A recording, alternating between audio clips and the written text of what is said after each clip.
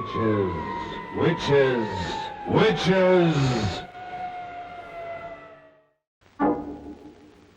Great minds have sought to explain these things, and in the great museums of the world hang the work of the master artists of another age, giving mute testimony to the horrors of sorcery and witchcraft as they saw it in their day.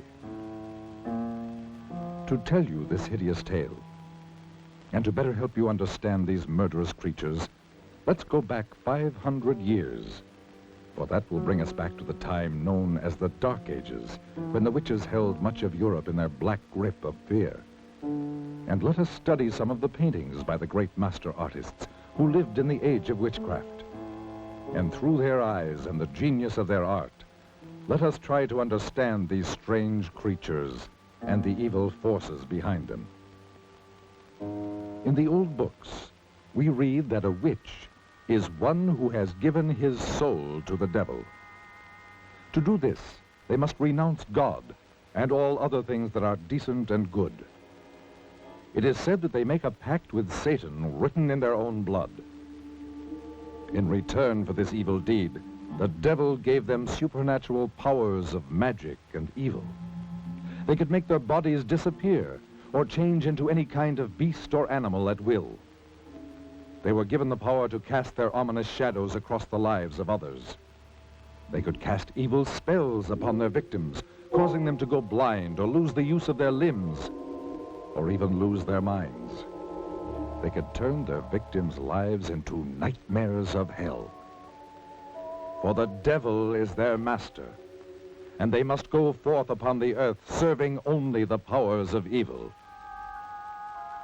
The witches would meet in the night at a prearranged rendezvous, usually in old secret dungeons or in the black depth of a forest.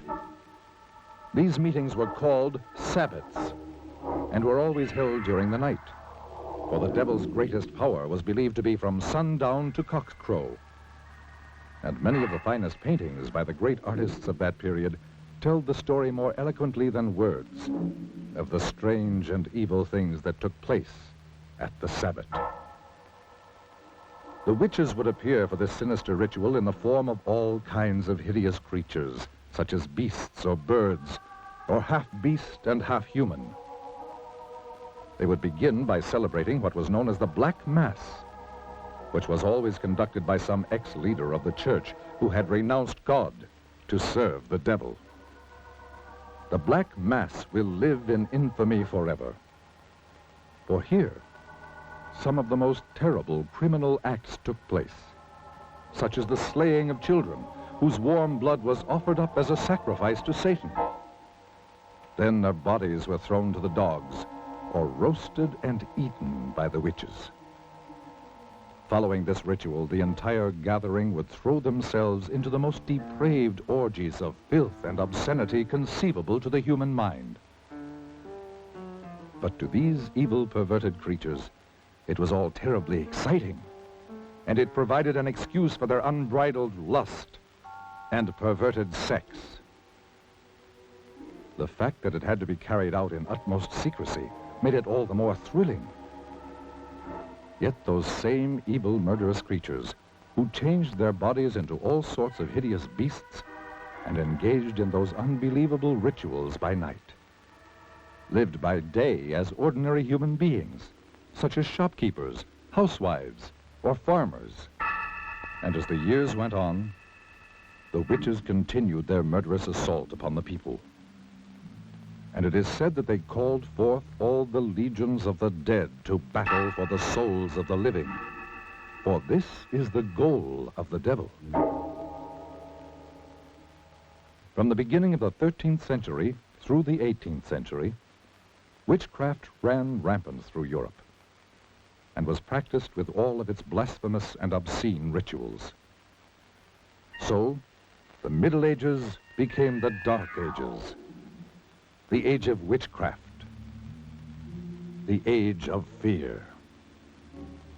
But men and women who still had the courage to fight did so with all the weapons they knew. And after 5 centuries, the tide of battle turned. In many European countries, the practice of witchcraft was made a capital offense.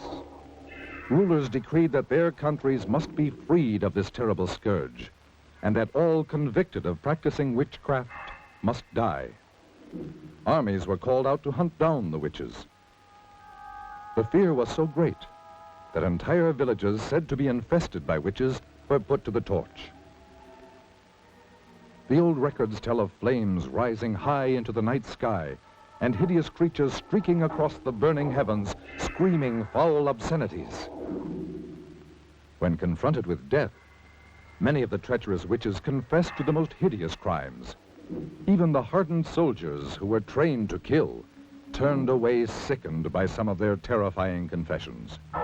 One group of witches alone confessed to the murdering of over 2,000 babies and small children, bought from the brothels and slums of the big cities. At last, the witches were no more. Old superstitions and taboos had yielded to the powers of light and knowledge. We, who live in the light of the 20th century, see the witch only in fantasy, as a hideous old woman sailing through the night sky on her broomstick. We are certain that these murderous creatures who walked the world in the Dark Ages, committing their atrocious crimes and casting their evil spells, never really existed, except in the twilight zone of the mind. But are we mistaken? From deep beyond the edge of light, from somewhere out there beyond the grave, beyond the dimensions of life, do these ominous creatures still exist? Let us see.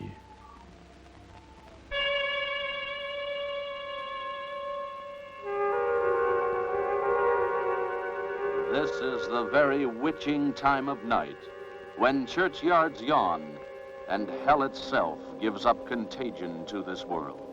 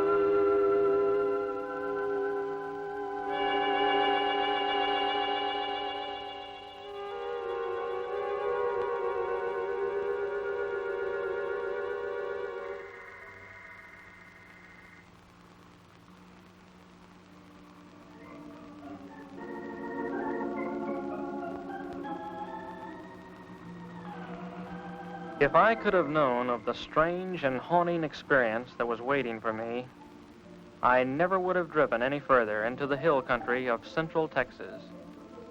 There are those who say that it was all a dream and that it didn't happen at all, nor could it happen in the 20th century. But I tell you, it happened.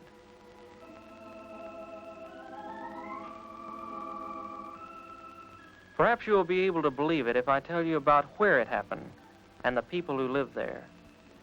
To begin with, it was early spring, and there are few places in the whole world as lovely as central Texas in April. But this is not the Texas of cowboy lore, for here, snug in a green valley rimmed by evergreen hills, are trim, clannish, thoroughly German villages. The German settlers came in 1846 seeking religious asylum in America. The green hills, the rocky slopes, and clear rushing streams reminded them of the hills beside the Rhine. From limestone outcroppings in the encircling hills, they built their thick-walled homes, most of them still standing, mellowed to amber by the sun, still occupied by descendants of the settlers.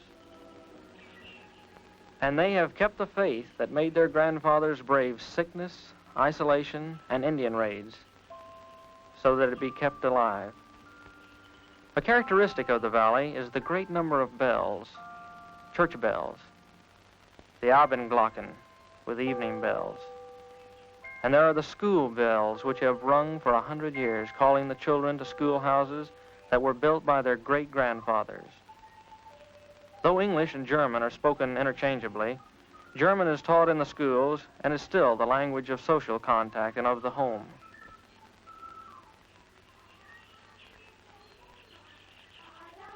And they sing in German.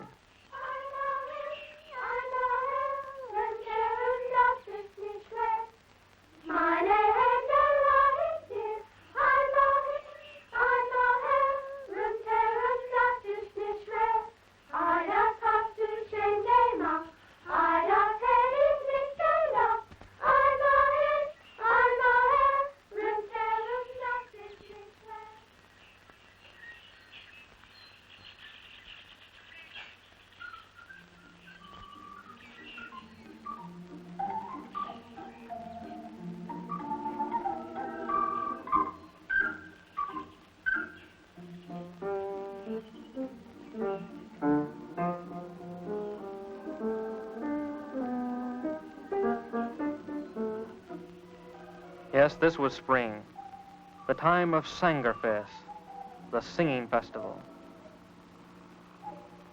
I was trying to get to the village of Luckenbach, where a singing festival was in progress.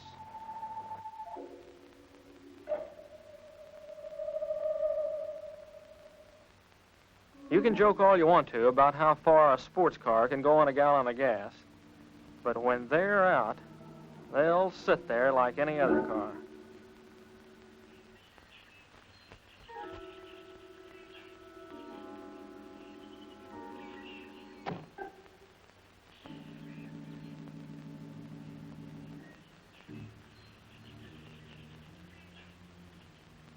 I was already late, so I decided to leave the car and walk into the village.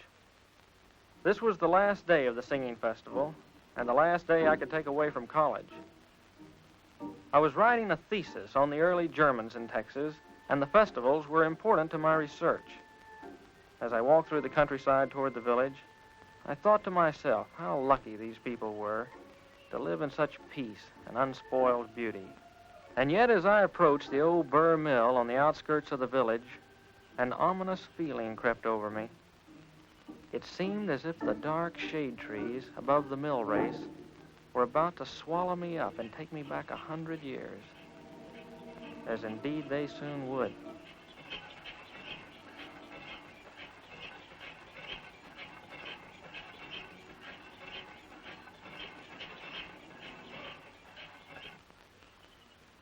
Hello there. Wie geht's? I'm looking for a place to stay for the night. I wonder if you could help me. Schön ich sehen. Mein Bruder Hans. Good beer. Wiener Schnitzel. Sounds good enough for me. Kirska. Her name was Kirska. It was a pity that such a lovely creature would be the one to tell me that I was too late for the festival. She was dressed in a costume of the old country and had taken some village children to the festival. She said that her grandfather would be glad to have me at the inn.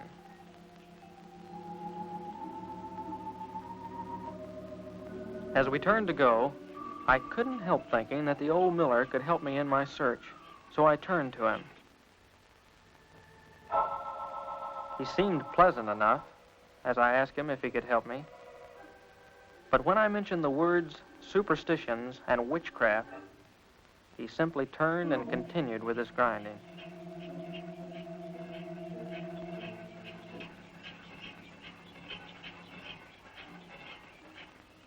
I dismissed the old miller from my mind as overly sensitive, and we started walking through the village toward the inn.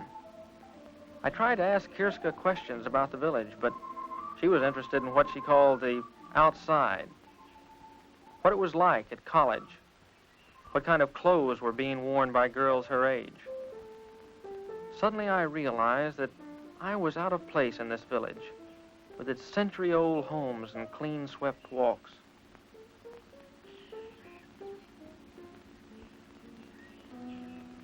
But as we approached the inn, her mood changed.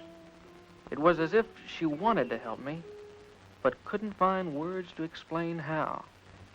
You must be careful. The old ones do not like to speak of the spirits and or hex. And your grandfather? Grandpapa will be glad to have you in our house.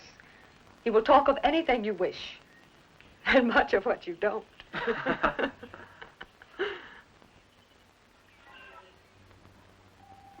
That evening, after a good German dinner by the fire, Hans Schunig, the innkeeper, puffed on his pipe and tried to find words to answer my questions.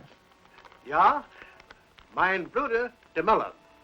The villagers, they are afraid to talk of those days when the spirits were about our belly, especially the Lukenbach witch.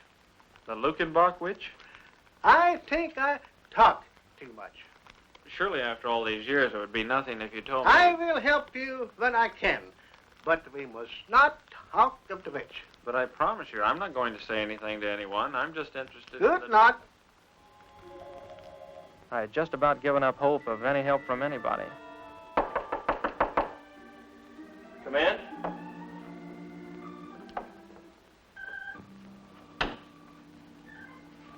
This water is fresh from the well. Thank you. Oh, do you have to go? I mean, well, I'm not having too much luck with the others, and I thought someone younger might be able to help. Someone like you. More help? With my thesis. I'm doing research for a thesis. They want to help you. If they could be sure it was the German immigration you were writing about. But...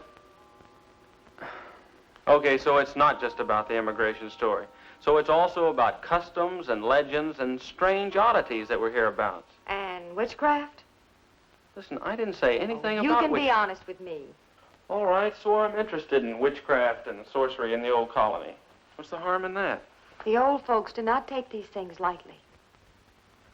I didn't mean to upset your folks the way I did. But what can be the harm in a guy researching something that happened over 100 years ago? You would have to live here to know us, to understand these things. You're what we call friender. You're from the outside. They don't trust you. Are they trying to hide something? Don't you? Why are you so interested? It's just an academic hobby with me. I know there's a lot of talk about witches and warlocks and stuff like that, and a lot of people actually believe it. But I've done a lot of research on witchcraft, and I actually believe it can be boiled down to a simple mathematical and economic formula. How do you mean? Look, in any history book, in any age where there was widespread famine, sickness, want, you find an outbreak of women being denounced as witches. In the late Middle Ages, thousands of people were executed in Europe and England. In Massachusetts, 20 witches were put to death. All of these were times of widespread disease and hunger. But when your people first settled in this country, they had not only disease and hunger to contend with, they had the Comanche Indian raids as well. Little wonder, then, that the ugly word witchcraft was heard in the new colony. But what pleasure can you get from studying about all this? To better understand the witch hunts we have today. Witch hunts? You would think that after the delusions of New England and early Texas, the urge to hunt witches would have disappeared from the Western world, but nothing of the kind. The medieval idea of witchcraft was replaced with things like race and nationality. What can I do to help? Your grandfather mentioned the Lukenbach witch, but caught himself when I tried to find out more about her. Now, I've heard of this case before. Can you tell me something about her? There was a woman called the Lukenbach witch. My grandfather and granduncle will not talk of it because it was their grandfather, Schoenig, who denounced her. The settler that built this inn? Yes. In this very room. In that very bed. Don't leave now. I have an old book, very old, which will tell you all about it. But you must not tell the others about the book. You have my word. I'll just be a minute. Kirska, Yes. you have the sweetest smile. Is that what the college boys are telling all the country girls this year? No, I really mean it. I believe you. It's just that I don't ever really notice anyone until they get a little bothered and light up like a candle. You know, with your German good looks set off with something simple and black, you'd look like a little cameo. I'd better hurry.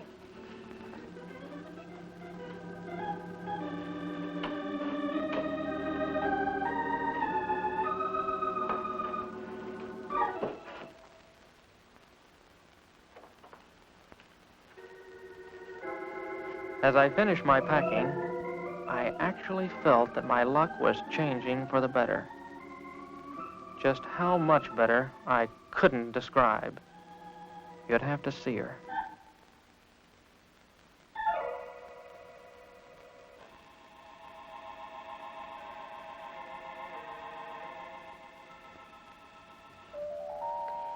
You said something simple and black. I did? Oh, yeah, I did. Shouldn't you close the door? Yes, of course.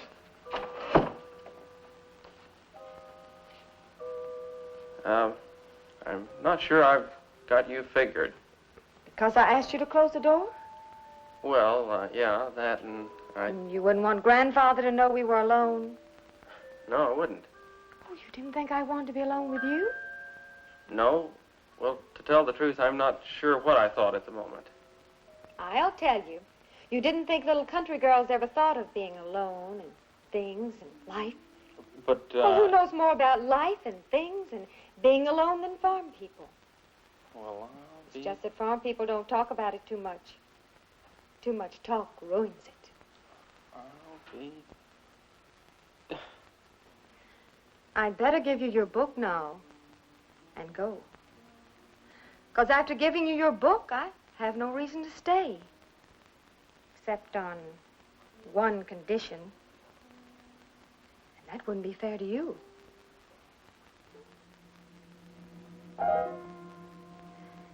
Good night, Fremder.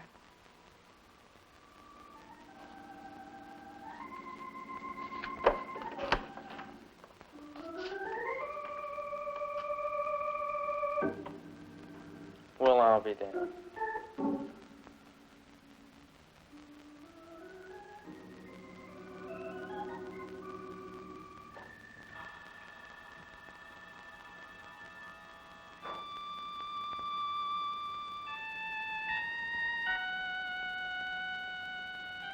The early Germans in Texas.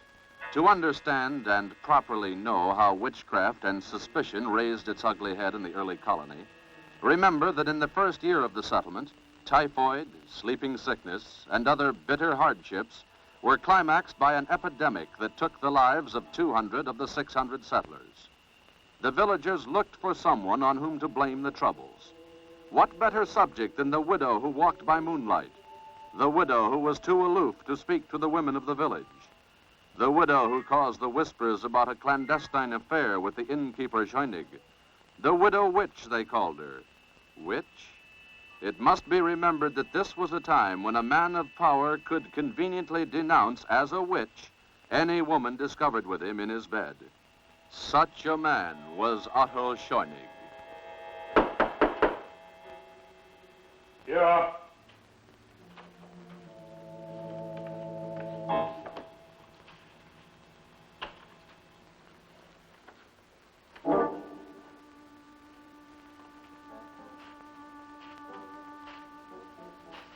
Well, Otto? Well, widow? What excuse is it this time, Otto? What excuse? I have asked you to give me more time, woman. I have given you time enough. You must decide between us.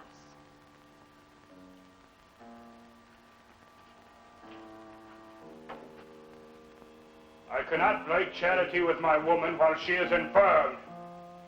The villagers are talking. I hear their mouthing when I pass their doors. What are they saying, widow? They're saying that I have taken the bed of an invalid wife. They're blaming me for their miseries. The curdling of milk and the spoiling of butter. They say it is the curse of the widow witch. My washerwoman tells me that on Sunday last, the preacher read from the Old Testament. Thou shalt not suffer a witch to live. You must take me away from all this. I cannot break charity with my woman while she is infirmed. You have broken charity with me? What am I? A chattel to be used when convenient? To function where your wife cannot? To lie with, but not to marry? Quiet, woman. Keep your tongue. I'll not be silent. For I fear this talk of witches was born with you. Is it you who have woven this web of spectral evidence about me? Is it you who have called me a witch? Oh, your face belies you ought to. Would you have me burned?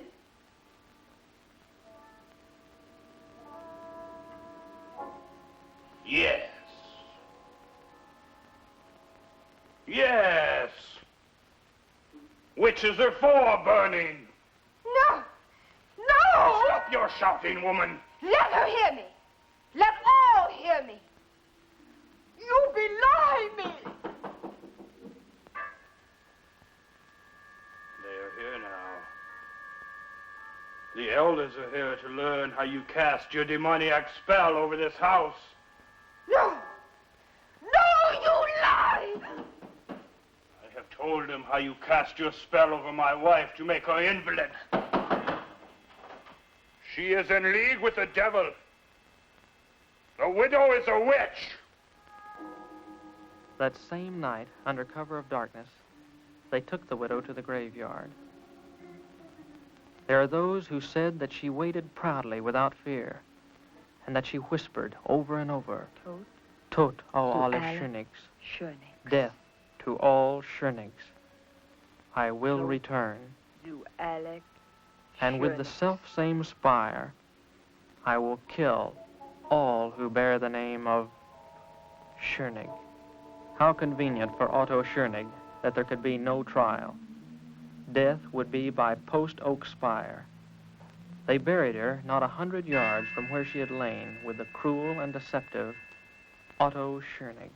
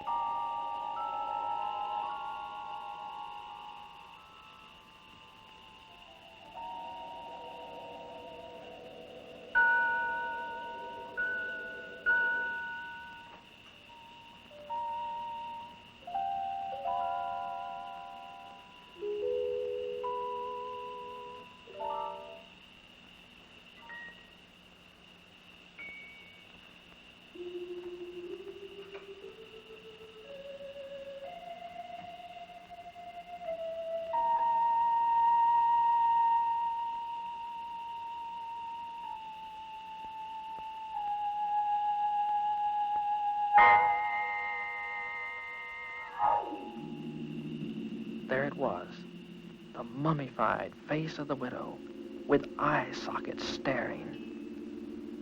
And among the crumbling bones, the stake, now petrified stone. What a prize. If I could but take the stake, and the temptation was too much.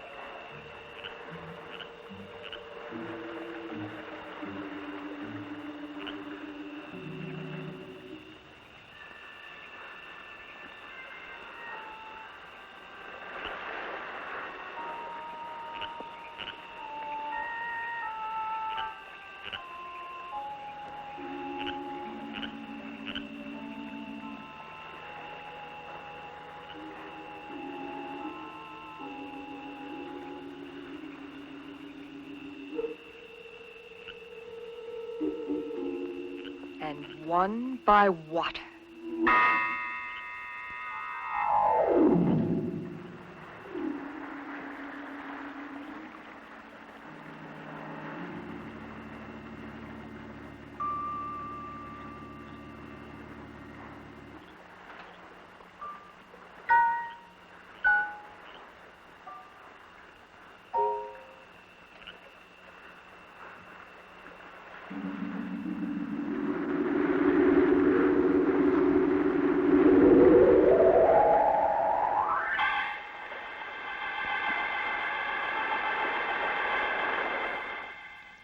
The next morning, the elders came to the inn. They had fished the body of the miller out of the blood-soaked mill pond. There was no question of what had happened, for they had also discovered the empty grave of the witch. I tried to speak up, but words wouldn't form in my mouth. This was all a dream, I wanted to tell them. This thing didn't happen. But as the elder continued to talk, the sudden realization came to me that it was true. I had uncovered a grave of a witch, and now, after 100 years, she had returned to avenge herself.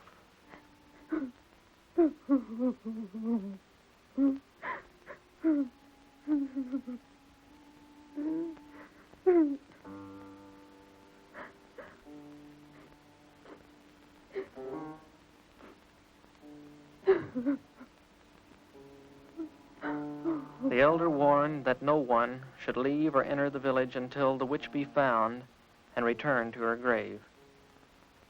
Surely the witch would not stop at one death. Where would she strike next? The only two villagers with the name of Schoenig were the innkeeper Hans and Kirska.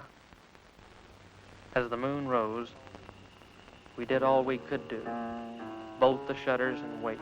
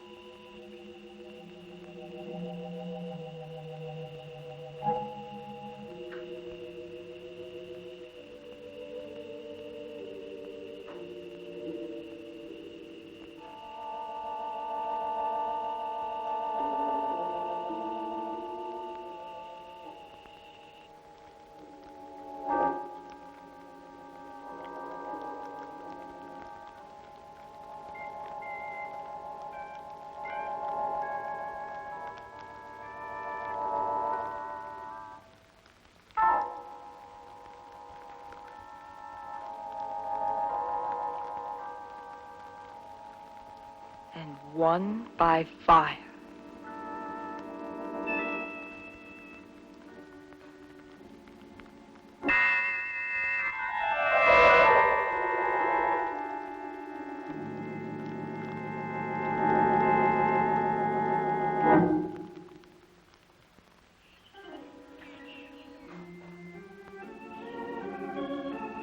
I was the guilty party. Just as surely as if I had held the stake, I had killed them. I could no longer contain my guilt. And yet, some kind of power kept me from speaking up. It was as if I was hexed by the witch herself. I made up my mind to find the witch and stop the killing. The librarian must have wondered at my strange questions. Under the guise of research, I asked her if there was some place people could hide in the hills by day, maybe some place where they went to during the Indian raids. Yes, she could help me. There were some caves downstream from the mill. I had my information.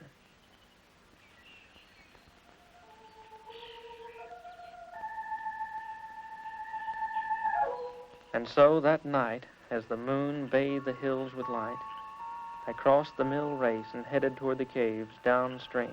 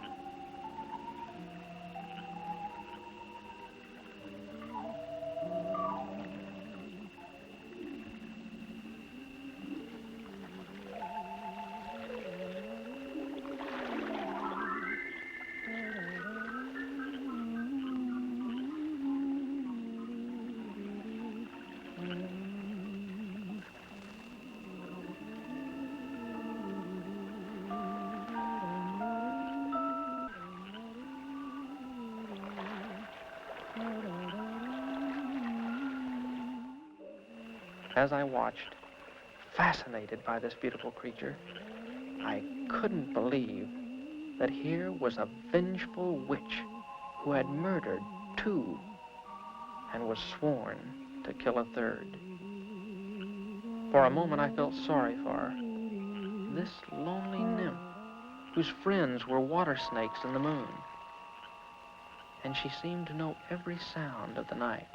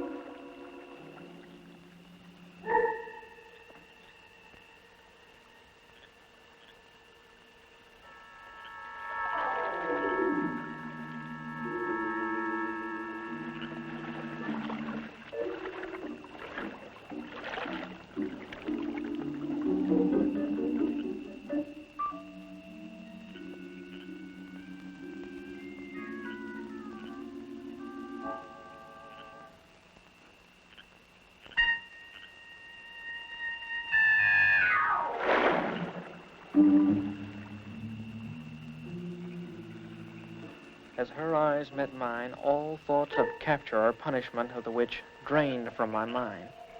I was helpless. Her power and beauty engulfed me, and I found myself completely obeying her will.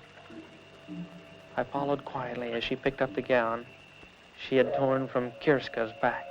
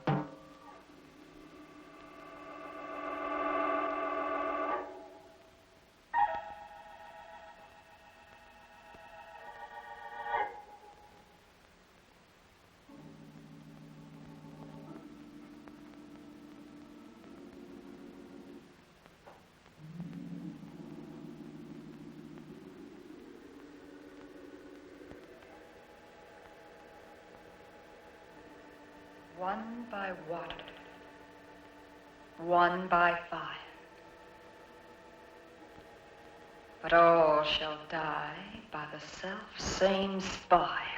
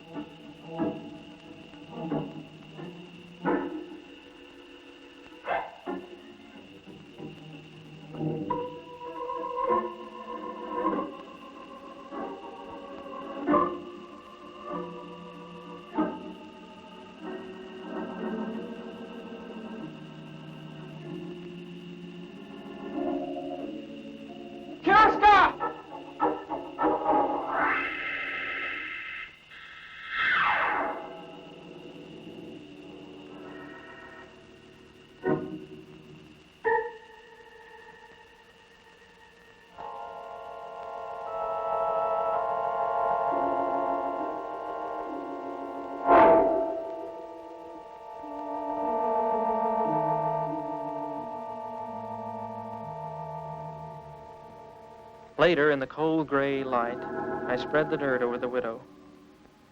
My feelings were mixed. Here was a woman who had taken 2 lives. Yet she had been denounced maliciously and killed by the same stake. Was she witch or wronged widow? It is not for me to say. I am only glad that her tempest is over and she has returned to her 100-year sleep.